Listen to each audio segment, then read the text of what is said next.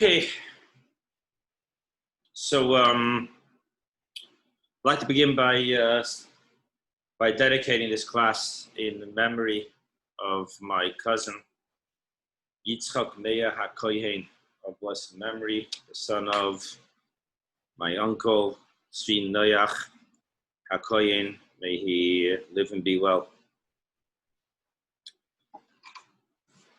So as always, we're going to go ahead and go through a brief, synopsis of the Torah portion, and I'll go ahead and share, little mini insights as we go along, and then we're going to focus on the one topic, which is see no evil, hear no evil, speak no evil.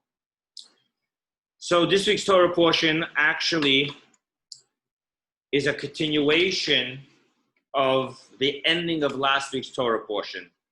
At the end of last week's Torah portion, the portion of Genesis, we already have the story of how mankind at large has become perverse, immoral, and unjust.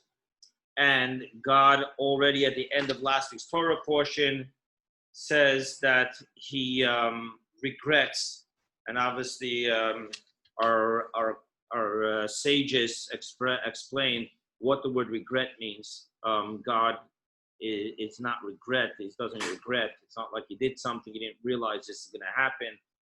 By God, past, present, and future are all happening simultaneously.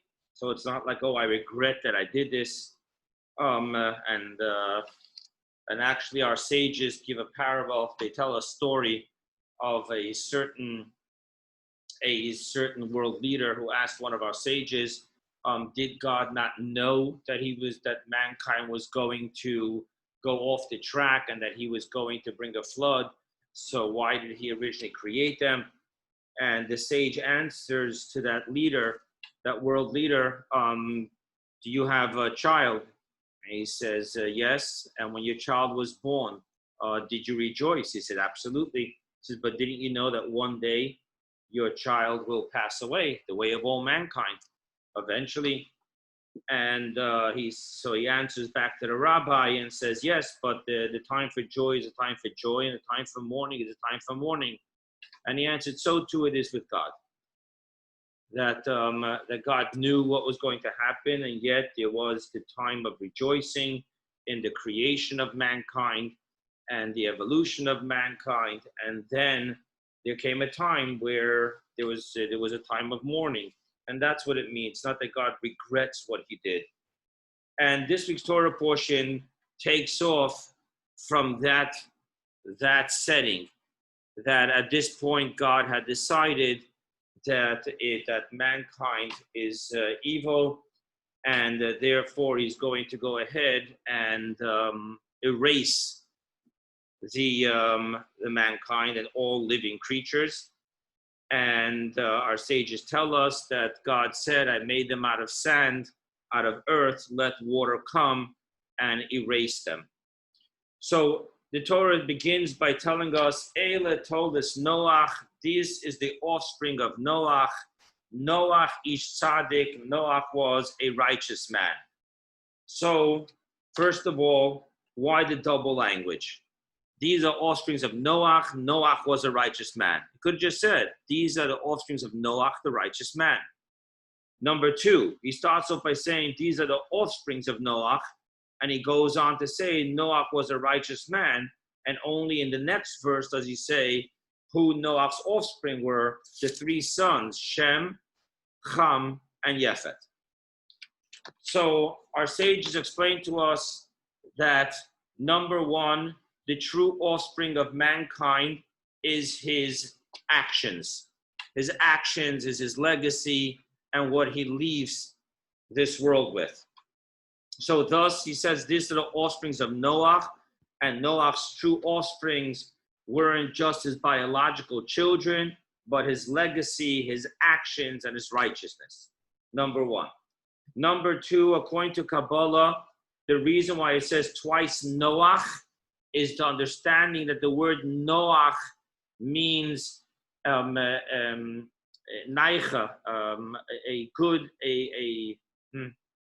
what's the English word? Comfort, a good comfort, a rest. And just like it says by the word Shabbat, why did God make Shabbat? Ki yanach, because he rested. So the word Noach means comfort and rested. And we should know that mystically speaking, there's two levels of rest. One rest is the absence of stress and worry. In other words, it is not a positive concept for itself, but the absence of a negative concept. And that is the lower level of Noach, meaning rest and comfort. But the higher level of Noach, the higher level of comfort, is not the absence of stress, but the positive experience of rest and comfort itself. And thus we are taught that Shabbat is made up of two levels. On Friday night, the level of Shabbat is the rest of the working week. The absence of work is that first level of rest, the lower level of rest. However, then there is the higher level of rest, in which Shabbat is not the absence of work, of mundane work, but rather Shabbat is the conscious and positive, active, proactive experience of rest and peace and comfort. And that is the higher level of living. So that's just a mystical insight into why it says twice in the verse, Noach. These are the offsprings of Noach, number one. Noach is a righteous man. Noach, number two. Okay. And God goes ahead and says that he's going to destroy all of mankind because the entire mankind has gone perverse. And also we are taught that not only mankind, but even all living creatures have become perverse. And there's an interesting teaching here that the animals within an environment actually are affected by the human behavior of that environment. And because humans have gone perverse, so too it affected the animals of the environment, that they too have gone perverse. And thus God was going to wipe out all of the living creatures. By the way, I want to just share with you that we learn out that this excludes the fish. You'll notice later on when we talk, Noah did not bring no fish into the ark because the fish was protected. Even though we're taught that when God opened up the openings of the earth, what came out was boiling heat, but nevertheless, the fish were saved. And again, falling back on the teaching that I just mentioned to you, the animals being affected by the humans in their environment does not apply to the fish, being that the fish is separated from the human beings. Then God goes ahead and tells Noah that he should build an ark. And God is extremely, extremely detailed in exactly what he wants. He wants the ark to have 3 floors. The top floor is for the humans. The middle floor is for the animals. And the bottom floor is where the garbage and the waste will end up. And he gives exact teachings of the length, the height, and the width. Now, truth be said, when you read the length, which is 300 amot, which is, according to one opinion, 450 feet long. Another opinion will say 300 feet. Another opinion will say 600 feet. We follow the way of the Alter Rebbe that an amma is about 18 inches, which is 1.5 feet. Now, if you really think about it, try to fit in all the animals in the Bronx Zoo, which is not all the animals in the world, into a floor, a compartment that's going to be 450 feet the length and 15 feet the height, and and 75 feet the width, and it will not work out. So our sages give us an unbelievable teaching, which we're going to talk about soon, that within the ark, there was the special experience of the Messianic days. And our sages refer to this by saying that we are taught by Isaiah in the Messianic age, right? We're taught that the lion and the lamb and all the animals will be in peace. It'll be a different experience of the living creatures. And that's what existed within the ark. And thus within the ark, there was also a different experience of space. And therefore, even though according to the simple mathematics of the verse, we would not be able to fit in 7 of every kosher species and 2 of every non-kosher species into that dimension, nevertheless, miraculously, it was able to be so with the ark. Now, interesting to point out that we just say over here clearly that he was to bring 7 of each of the kosher species, and he should bring 2, a male and a female, of the non-kosher species. Now, when we read these verses, we need to ask ourselves, how would Noah know what kosher and non-kosher is? These laws were not given until way later in Leviticus. How are we, and in Deuteronomy, how are we talking to Noah about knowing which is the kosher species and which is the non-kosher species? Which leads us to the famous teaching of our sages that the righteous from the times of Adam, including Noah, including Shem, his son, including his great-grandson Aver, including Abraham, Isaac, and Jacob, there was this knowledge, this divine inspiration knowledge of the 613 commandments. And thus you'll find our sages speaking of our patriarchs studied the Torah. Now, I just want to be clear. Simply speaking, they did not study the book of Genesis and the part of the book of Exodus and part of the book of Numbers in which there are stories being told. Simply speaking, when our sages say that they were divinely inspired and it was revealed to them, the Torah, we're talking about the 613 commandments, including the futuristic boundaries and guidelines given by the sages.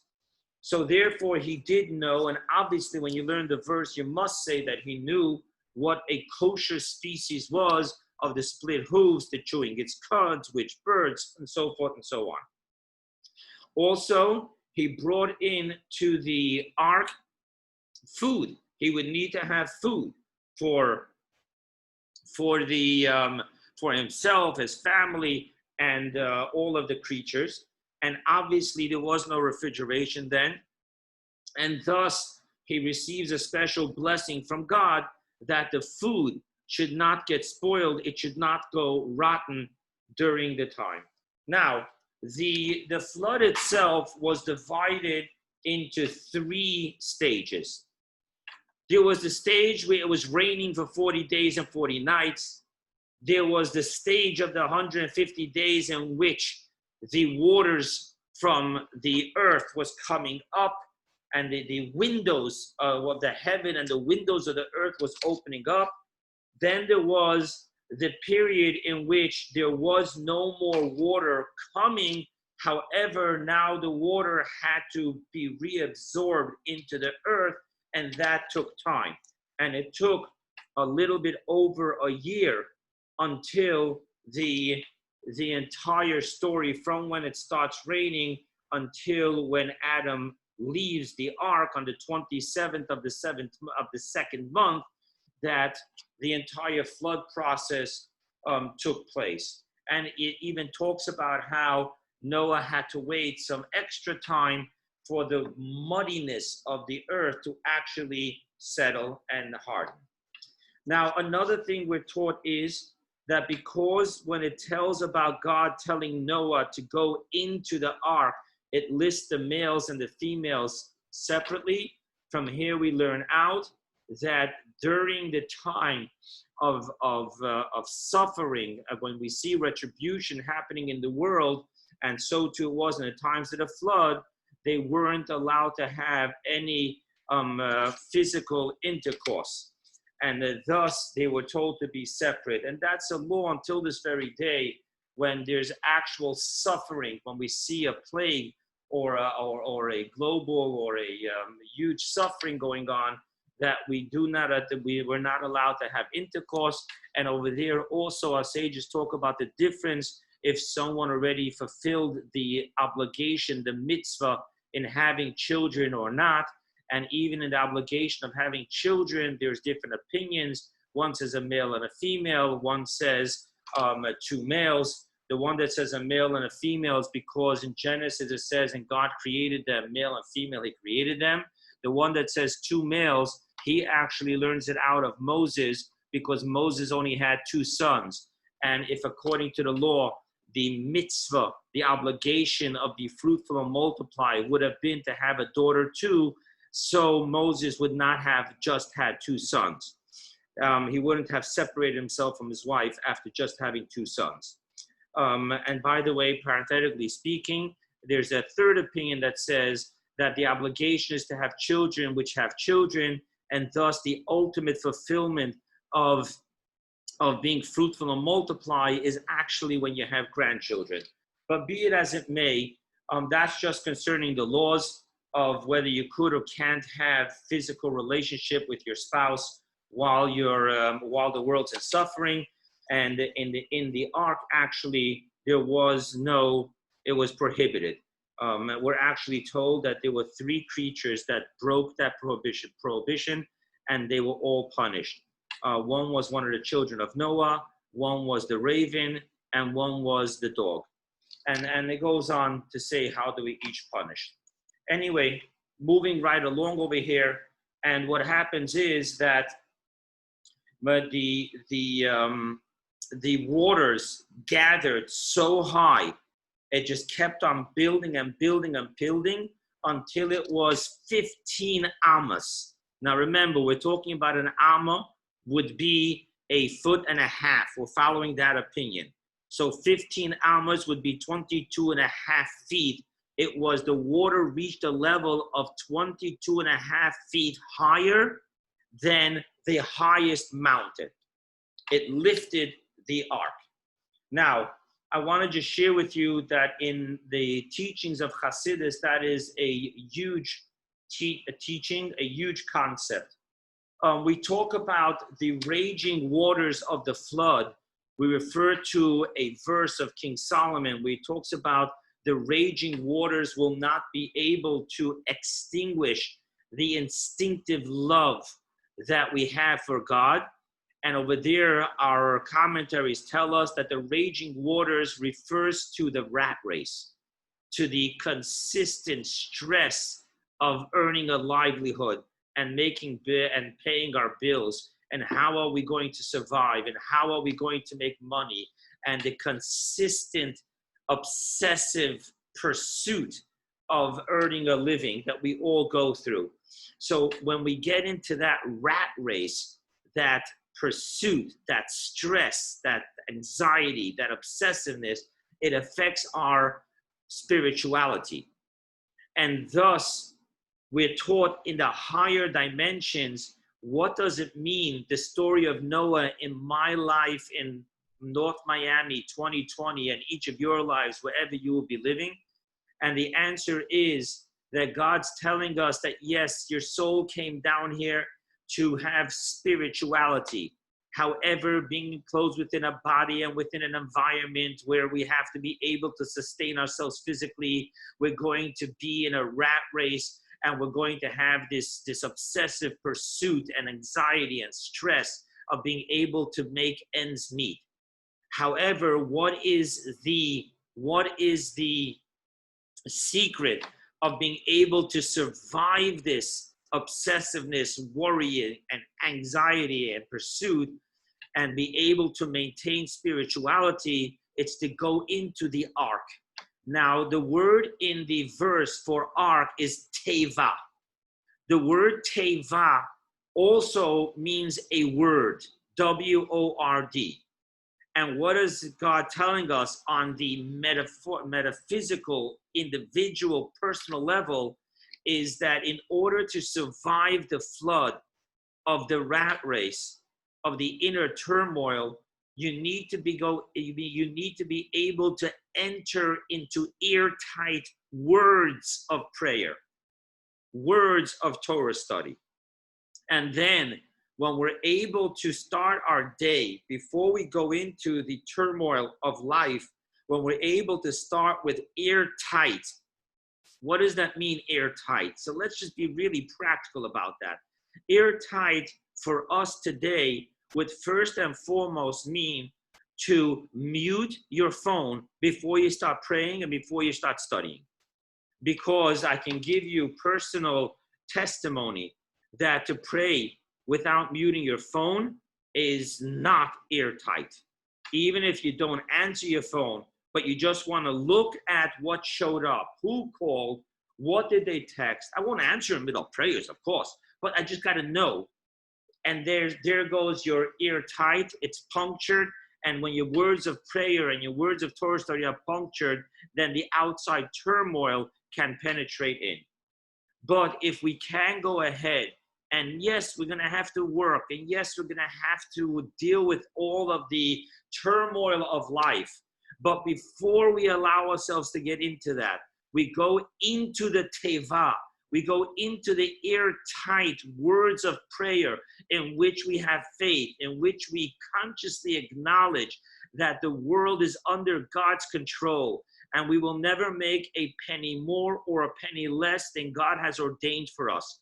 And that our work is but creating vessels, empty vessels, for which we need God's blessing to enter and fill. And to realize that God's blessing does not come through the genius I come up in my PR work and in all my tricks of how to make a living, but rather the blessing of God is drawn through prayer, through faith, through goodness, through Torah study. Then even when we go into the turmoil of the world, we live in an airtight bubble of faith and inner calmness. And thus, I want to point out even a deeper teaching in Hasidus.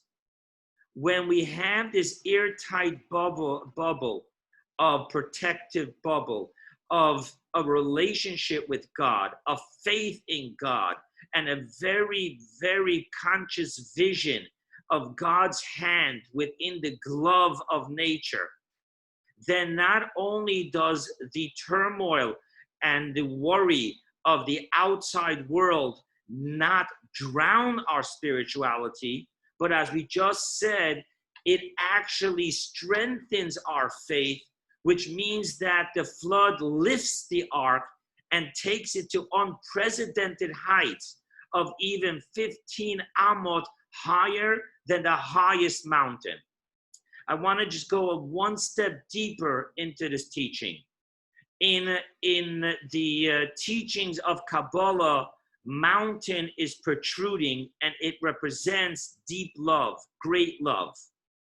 Now, what we're saying here is that when we go ahead and have to deal with the turmoil of life, but we don't enter into the turmoil of life before every single morning, we build the airtight bubble of words, teva, the words of Torah, the words of prayer, in which we consciously acknowledge and commit to seeing that God and God alone is the sole power of what takes place in the world. Then our faith, as we go to work, and even though we see at work risky situations and we worry, but we're strong in our faith, that lifts us 15 cubits higher than the greatest natural love that we have for God when we're not challenged by faith and by trust in the rat race and the turmoil of the world. Okay, let's go on further. And what do we have here? We have that after the entire period, it says, and God remembered Noah, God remembered all the living creatures that were in the ark, and God brought a wind to start moving the water so that it begins to go back into the oceans, being absorbed back into the earth.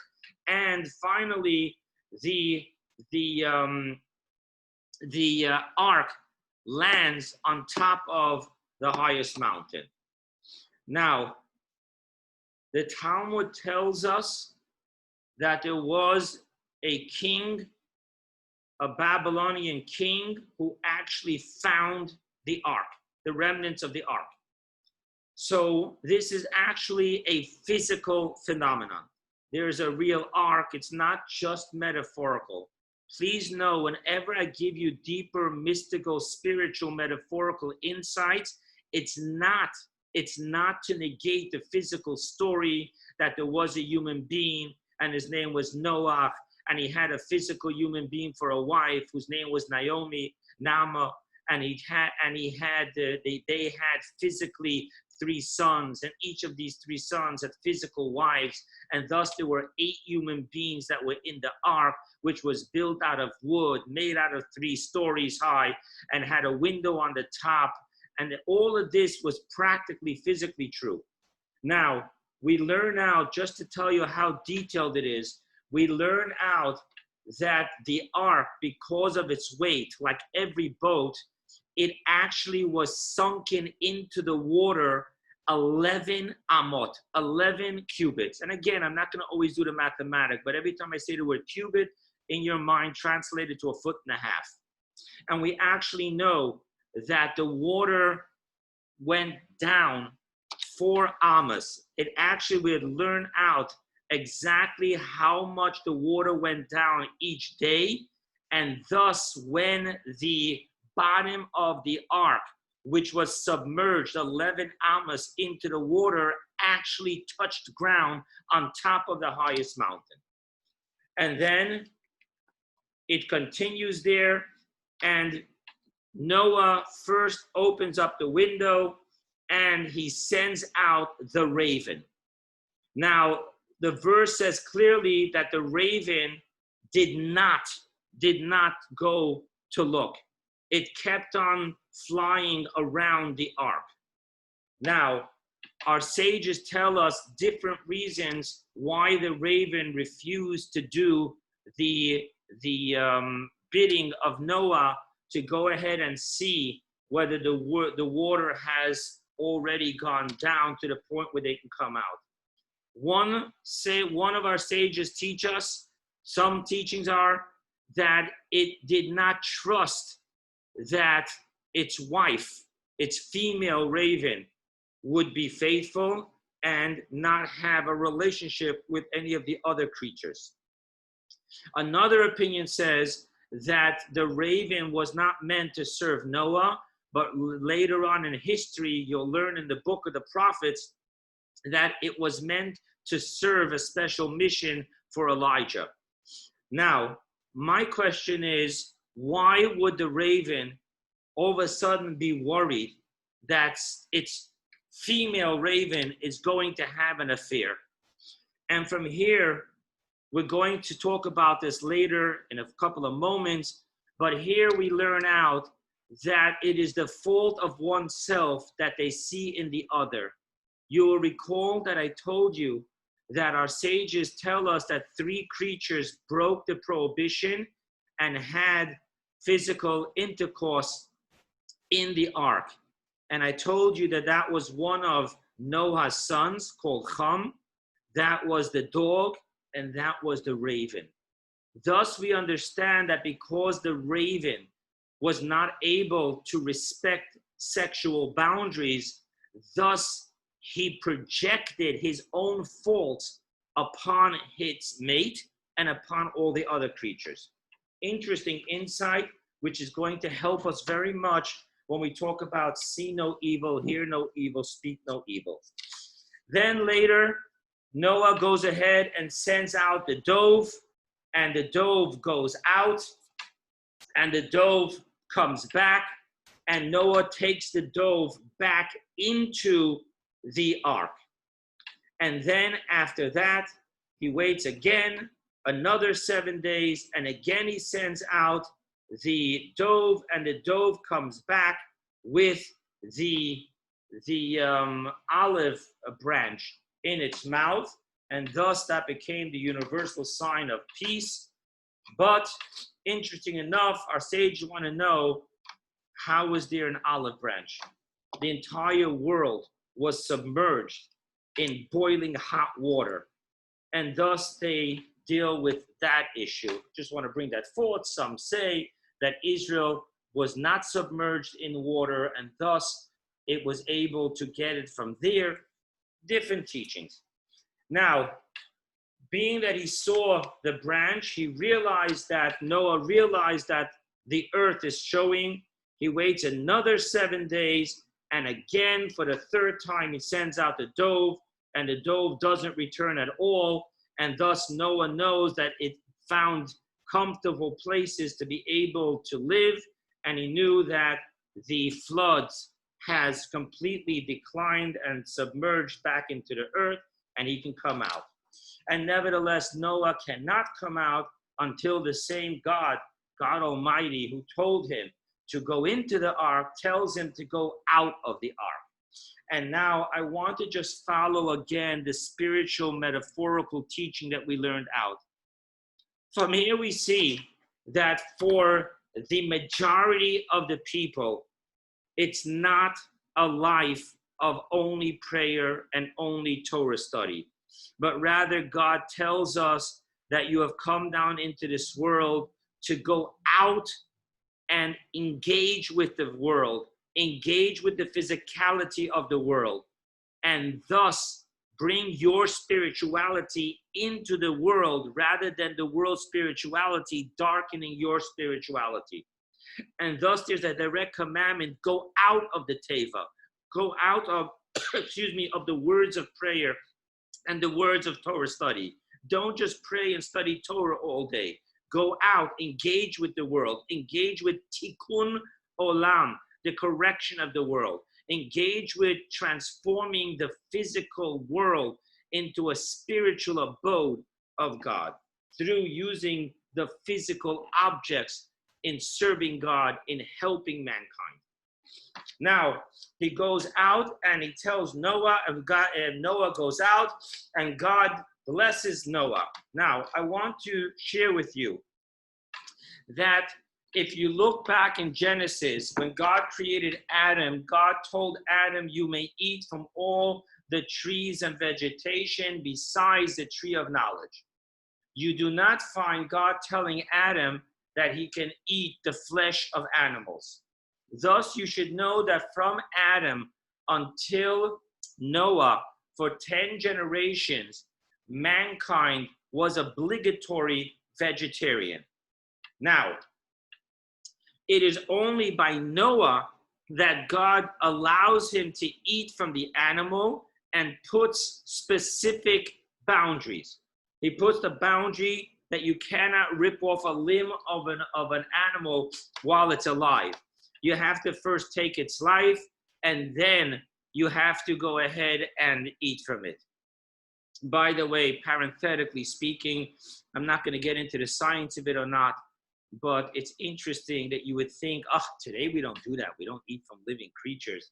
Just know, by the way, and again, this is not kosher, so it's for the people who are allowed to eat lobster, and Jews are not allowed to eat lobster. Non-Jews are allowed to eat lobster. You know that lobster is not killed because it releases a chemical when it dies that way, and it would be unedible.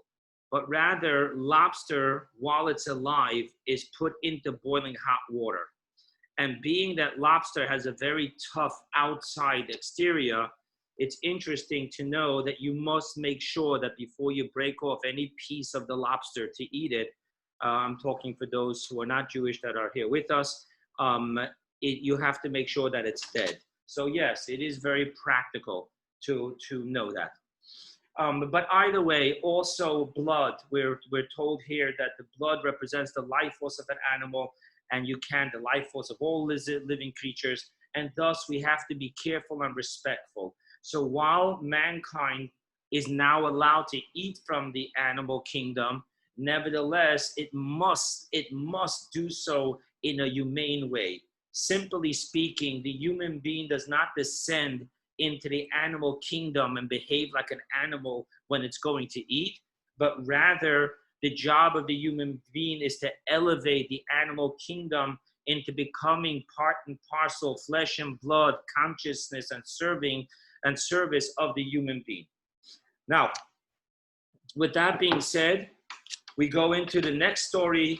Adam comes out and he wants to say thank you to God, and he builds an altar, and his common sense tells him that if God told me to take 7 of the kosher species, obviously it's so that I can bring offerings to God from the kosher species. And he goes ahead and he brings in a sacrifice to God. And here's an interesting concept which we need to talk about as well. And that is in verse 21 in chapter 8. It says, and God smelled the pleasant fragrance of the sacrifice. And God said, I will no more curse the land because of mankind. And he gives a reason why. And the reason why he says is because mankind from birth has evil imagination. Now, I want to point out something very interesting. If you go back to Genesis and you read the exact wording of the verse in which God says the reason of why he's going to bring a flood, he uses the exact same wording. For all the imagination of mankind is only evil all day long. So in other words, he says that the reason why he's going to bring a flood and wipe out mankind and the living creatures is because the imagination of man is always evil.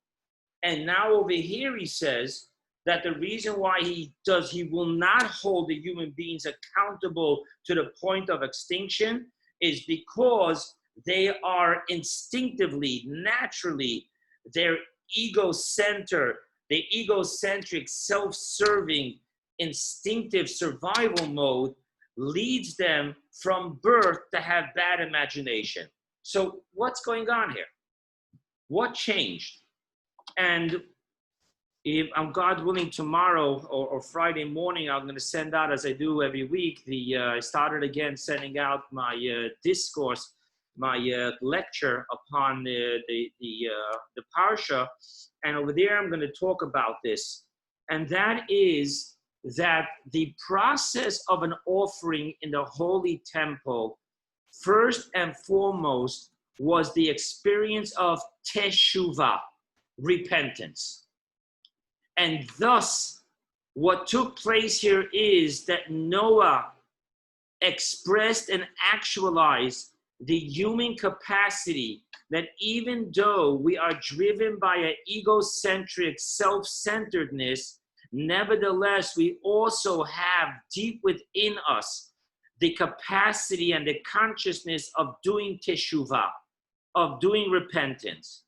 And thus, all of a sudden, the fact that we are instinctively self-centered is no more a reason to, God forbid, annihilate us, because part and parcel of being egocentric is also to be able to bring forth these spiritual moments in which we become selflessly repentant. And this is also going to explain, the second concept, which is the rainbow.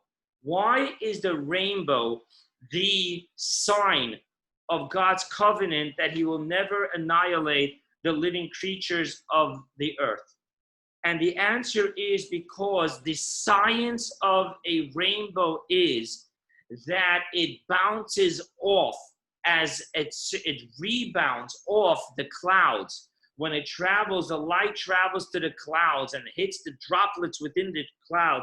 It is retracted and it reflects, and then it acts as a prism, and suddenly the light, the speed of light changes and the angle of light changes, and you have the rainbow. And thus, on a mystical level, rebound light shows not the spirituality that comes from above to below, such as the gift of Torah and the gift of the 613 commandments, but rather the rainbow, the rebound light, is the representation of the rebounding of divinity off the human heart, which is the act of repentance. Thus, the sign of the rainbow works hand in hand with the experience that God is sharing with us. That even though we have an egocentric, cruel side to us, but nevertheless, we also have that power of rebounding, having the divinity rebound through us, in which we do repentance. Now, I want to share with you just very interesting stuff. You know, in the secular world, rainbow is a sign of blessing. We look at the rainbow and we glorify the rainbow. Oh my God, there's a rainbow. It's going to be a beautiful day. And there's this metaphorical concept that at the end of a rainbow is a pot of gold. So I just want you to know that from the Jewish perspective, two things. When you see a rainbow, you have to make a blessing. And the blessing is, blessed are you, God, King, our God, King of the universe, who remembers his covenant and keeps his word. Number two, you should know that it is not proper to actually look and entertain yourself with the beauty of a rainbow according to Jewish belief, because if you think about it, what the verse says is that when God sees the distasteful behavior of any place in the world, and therefore God, so to speak, has this thought of bringing retribution, and God remembers his covenant and therefore places the rainbow in the cloud, which ultimately means that when we see a rainbow, God is falling back on his covenant as the only reason not to bring annihilation to any one area of the world. And thus the rainbow on a certain level is actually the sign of human shame, in the sense that, oh my God, there we go again. We allowed our self-centeredness to get out of sync. And thus God would rightfully bring retribution, and he's not, only because of the covenant he made, and thus he's showing us the rainbow in the sky. On this note, I want to share with you that there's a story in the Zohar of a person, a soul of a great sage that ascended to heaven, and he wanted to go into the Garden of Eden, specifically into the chambers of the great Rabbi Shimon Bar Yochai. And before he was allowed in, they asked him one question: was there ever a rainbow on the world in your lifetime? Because if there was, you cannot enter the chambers of Rabbi Shimon Bar Yochai, who in his lifetime, there was no rainbow in the sky. And the commentaries explain, what does this mean? What it means is that when the righteous foundation, when the righteous leader of the generation is doing what he's supposed to be doing spiritually and affecting his generation with faith and with ways of goodness and with ways of repentance, then in that person's lifetime, there would not need to be any rainbow in the sky. And thus, we are taught that in the lifetime of Rabbi Shimon Bar Yochai, who was the composer and the author of certain parts of the Zohar, he was the compiler and the author of certain parts. So in his lifetime, there was never a rainbow in the sky, because his righteousness protected his generation. Thus, we see again that the rainbow in the sky is actually not a good sign. It means that we have to fall upon God's covenant and not of our own behavior to deserve not to be annihilated. Okay, just sharing with you these teachings. Now Noah comes out of the ark, and Noah gets drunk. And his son Ham is the first one that sees him. And there's different commentaries. One of the commentaries say that he castrated his father. And why did he castrate his father? Because he said Adam and Eve had only two sons. And look what happened. The world wasn't large enough for both of them. One killed the other. Cain killed Abel. My father has three sons, and I hear he's planning to have more children, and thus he castrated him. That's one of the commentaries. Simply in the verse, all it says is that he saw him drunk and naked. He ran to his brothers and said, "Oh my God, you got to see, Dad is drunk and naked in his tent." And then his two brothers, Shem and Yefet, they come, and the verse testifies that they walked backwards. They turned their heads backwards. When they got closer to Adam, to Noah, they even made a deeper conscious effort in looking away, and thus they covered their father without seeing his nakedness. When Noah finishes and he comes out of his drunken stupor, so he knows what happens. He curses Ham, and he goes ahead and he blesses Shem and Yefet. And the simple curse that he gave to his son, a father cursing a son, what he said was, "You will be a slave to your brother just as you have taken away my walking stick of my elder years." And our sages explain what is the walking stick.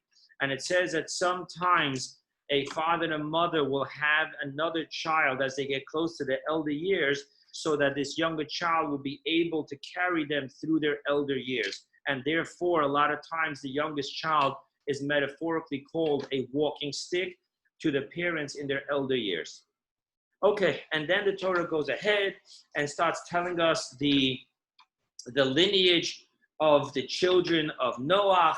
It points out that it wasn't long before there was an offspring by the name of Nimrod, and Nimrod again started living a life in rebellion against God's deity, against God's sovereignty. He started proclaiming himself as a god, and thus again the human race started becoming challenged with just being able to live humbly and surrendered to God, and not always focusing on self-reliance. Yes, we do the best we can, but like I mentioned before, we're very clear that what we do is just create empty vessels to receive God's blessing. So it always has to be with the help of God. And when a person starts thinking that he's going to outsmart God's laws of nature, manipulate and become self-reliant, that is a form of idolatry. And then we have the final story of this week's Torah portion, which is that the people eventually got together and they wanted to build a tower to rise up to heaven to fight with God. Now they use a very interesting word.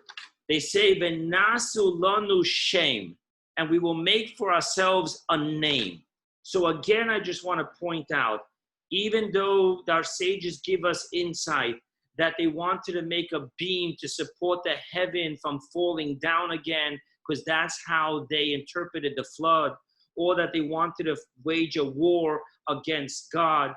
Ultimately speaking, what we're seeing is that mankind, after they were by no choice of their own, brought to their knees and humbled by the great flood, it is the way of mankind to immediately start restructuring and re-resurrecting his belief in self and self-reliance and egocentric living of dominance. And that is the consistent struggle that we have with God. And I want to just point out, the true miracle of the manna is that God said, don't collect today for tomorrow. Rather live in a relationship with me and trust that I will provide for you every day what is needed for that day. In Addiction Recovery, the powerful slogan is "one day at a time." And what that means is, of course, you should have a 501k, and of course, you should put away for tomorrow, and of course, you shouldn't live recklessly, and of course, you should live balanced out, and all that. But ultimately speaking, we need to know that God provides us for everything that we need for that day. Yes, we have to go out and work, but we cannot make self-reliance become the center of our universe. Rather, we need to always have God in the center of our universe. And I'll do what I have to do because I believe that God will bless the work that I do. And always human beings will struggle with that. Human beings don't want to have to wake up in the morning with nothing more than faith and hope. We want to wake up in the morning and know that our portfolio has quadrupled overnight. And that is, so to speak, Nasalonu Shem. Let us make ourselves a name. Let us become self-reliant. Let us not need to always rely on God. And thus God says that he's going to foil their plan. Now I want to point out to you that the people who created the tower, the verse clearly says that they spoke one language and they lived in harmony as one people. And thus, what a difference between them and the people of the flood. The people of the flood, it does not say the generation of the flood vehemently went to fight against God. They didn't. They just wanted what they wanted, when they wanted, with a total sense of entitlement. And if I want what you have, I'm going to take what you have. And thus the Talmud tells us that the ultimate straw that broke the camel's back and caused the flood was actually simply thievery, stealing from one another. Now over here, seemingly, the human beings are going to lock horns directly with God, not with each other. They got along with each other. So one would think that going out directly against God is worse than going out against each other's. And nevertheless, we see that the flood, which caused the near annihilation of all living creatures, was not because humans sinned against God, but because humans sinned against each other. And when it comes to the Tower of Babylon, the Migdal Bavel, over there, we see that God does not annihilate them. God just brings confusion so that they will not be able to move on with their plan. The power of human respect to each other is even greater than the power of getting along with God. What an amazing teaching. Now, with that being said, the place is called Bavel, and Bavel means a whole mixture of confusion. And the reason is because this is where there came birth the different people speaking different languages and not understanding each other. That is how God diffused their plot. And then the Torah simply lists the next 10 generations until it gets to Avrohom. Now, I want to just share with you that if you look at what took place, pretty much we talk about Adam, Cain, and Abel. We talk about, just in lieu of the life of Cain, we talk about the life of his great-grandson to learn how Cain's life was ended. But simply, we go through 10 generations with just a listing. And this was the son of him who had this son, who had that son, who had this son. And then we do the same thing from Noach to Avrohom. Our sages say people that look for diamonds, they scoop up a whole bunch of dust with a sieve, and they just shake it, allowing all the sand to fall through to find the diamonds. So too, God, with the generations of the people, God sifts through in the Torah the generations to get to the diamond, and that's where he begins to elaborate on the lifetime and the lessons of these diamonds. Okay, that was in brief the Torah portion. I want to now share with you one interesting insight and the important lesson that we have. So Chum did not worry. Let's put aside the castration. Let's just read the simple verses that the sin of Ham was that he saw the drunkenness and the nakedness of his father, and not only didn't he do anything about it, but he went to gossip on his father to his siblings. While Shem and Yefet, they were so careful in not seeing the nakedness and the drunkenness of their father.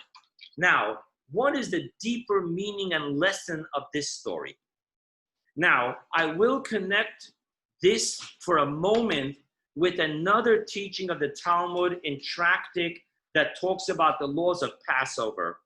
And over there it says that the Torah teaches us the importance of positive speech. Why? Because the Torah is very precise with exactly the amount of words and letters that it needs to say, never adding on additional letters. Thus, it would have been much easier for the verse to say that God told Noah to take from the pure species and the tameh species. Instead of saying pure and contaminated, it says pure and not pure, which leaves us with an extra 11 letters if you would count the 3 letters of the word contaminated versus the letters that you need to spell out the words which are not pure.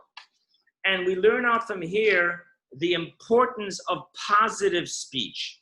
So much so that in Hebrew, you call a hospital Bet Cholim, the house of the sick.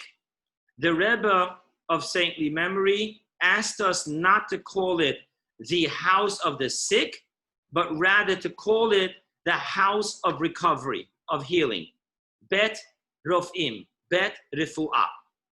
On top of that, the Rebbe was careful not to use the language of deadline, but rather due date. Again, always using the positive. I stood by the Farbrengens of the Rebbe. When the Rebbe would talk about the difference between good and evil, he would say, there's good and there's the opposite of good. He wouldn't use the word evil. The importance of positive speech. Now, with that clear in your mind, I want, and obviously the Talmud goes on to say, what do you mean? The Torah says many times the word tameh, which means contaminated. And the answer over there is that when he's telling you a law, he has to speak concisely and precisely. But when he's telling you a story, even the story behind the law, he will use the power of positive speech, even though it's more letters than the preciseness of the letters. So again, when he's telling a law or when he's telling you a story. And obviously when he's telling you a law, he has to follow God, so to speak, has to follow his own rule, which says you should always teach in the shortest manner possible, because from the teachings, there's going to be extrapolations. So make sure that you don't use extra words to be misinterpreted and mis-extrapolated. Now, let's go back to this story here. Why did Ham see his father's nakedness? And why did Shem and Yafet not see? So their behaviors is actually a much deeper lesson. The Baal Shem Tov teaches us that every human being that you encounter is nothing more than a mirror. And thus you should know faults you see in others is actually only a reflection of faults that exist within yourself. And then he goes on to say, and therefore, the truly righteous never see faults in others. And obviously, I mean, top of the line example is how Abraham stood and argued with God not to destroy Sodom and Gomorrah. Now, here's a couple of questions. Why must I say that the fault I see in others is only truly a reflection of the fault that I see in myself? And how can you say that righteous don't see the faults in other if it's the job of every person to help the other correct themselves? Now, if the righteous do not see the faults that exist in others, they'll never be able to help others to do teshuvah, to correct themselves. So what is the logic in the righteous people never seeing faults in others? Now, to understand this, we need to understand that there's two ways of looking at a fault of another. One is to see the negativity of the other. The other way is not to see the negativity of the other, but only to see that which needs correction.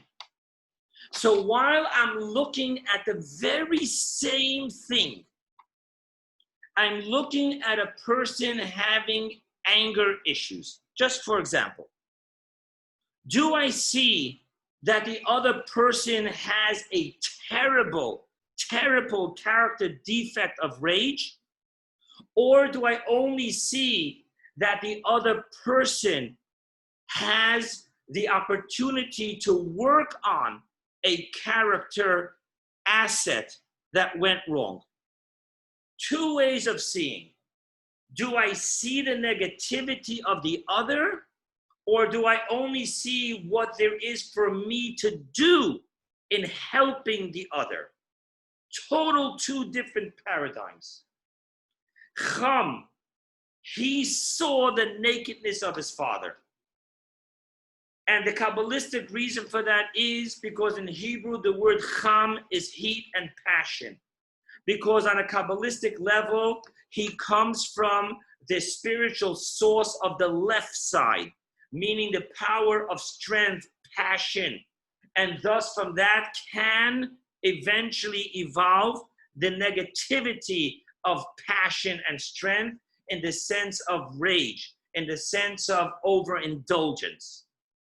While Shem and Yafet, being that they themselves had no issues with that character defect, that character flaw, thus they never saw that in their father. The only thing they did see in their father was that as children, there was the honor of their father that they had to bring back, correct, by covering their father. But even while they're covering their father, what they never saw was a negative nakedness to their father. And thus we have here the amazing teaching of see no evil, hear no evil, speak no evil is actually really the work of correcting one's own character defects. Because only through correcting your own character defects, only through correcting my own character defects, will I not see that character defects in others. Now, I want to share with you the practicality of this. And I don't want to get into the exact details of the example, but I want to share with you that very often, and one specific case in mind when I was still living in Fort Lauderdale and I was giving a Parsha class, and we were talking about a certain character defect. And one of the people in the class, who normally was a non-judgmental, free-spirited, loving guy, literally, to me, he was the epitome of the 60s in the way he lived his life. But all of a sudden, he went off the handle. And then later on, I was talking to him, like, why? And I found out because it was a personal issue to him, which he was dealing with one of his brothers. And it just reinforced,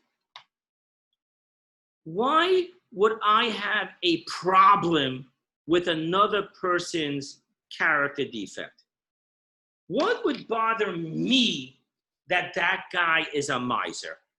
Why would it bother me that guy has anger issues? And remember, we're not talking about that the guy unloaded his anger issue on me. We're just talking about the fact that guy has an anger issue really bothers me. Why? Why would it bother me? Why would anyone else's issues bother me to a point where I can't even have a relationship with them? I can't even get into a discussion about the guy without doing some type of gossip about that guy? What's bugging me to the point of a real unsettled discomfort in me that person has an issue? Why? Why is that bothering me? Why do I have to get flustered and upset and unsettled by other people's choices, by other people's lifestyles, by other people's characteristics? Why? Live and let live. Just, don't beat me up, don't embarrass me, don't attack me, and I'm okay with you. And getting it even further, even if a guy does lash out at me, why can't I just smile and realize, hey, this is your issue, not mine. I'm okay. I'm okay with it. Why? Why are we not okay with other people's behaviors, other people's character defects? And there's only one reason. Think about it. You are bothered by something that is too close to home and personal to you. Something that I have zero issues with, and I find out that this other person does have an issue with, I'm not going to be bothered. Yes, I'll talk to the person as a friend. I'll try to help him deal with his character defects. But I'm never going to be to the point of I will never get along with that guy. I will never talk with that guy. And don't you ever talk about him in my presence. That wouldn't exist. The only time that would exist is when his character defect is glaringly reflecting to me a clear vision of my own defect. And that is what it's all about. When I can be like Shem and Yefet, and I have no issues with alcohol, I have no issues with nakedness, I have no issues with shame or anything lewd. It's not my issues. I got other issues in life. Then I would have no issues with seeing Noah naked and drunk. And thus you should know that the deeper lesson of this story is not only the fact that they looked away, but the reason why they were able to not see. And here I want to share with you, if you ever find yourself getting passionate about anything, I'm going to say the dirty word, politics.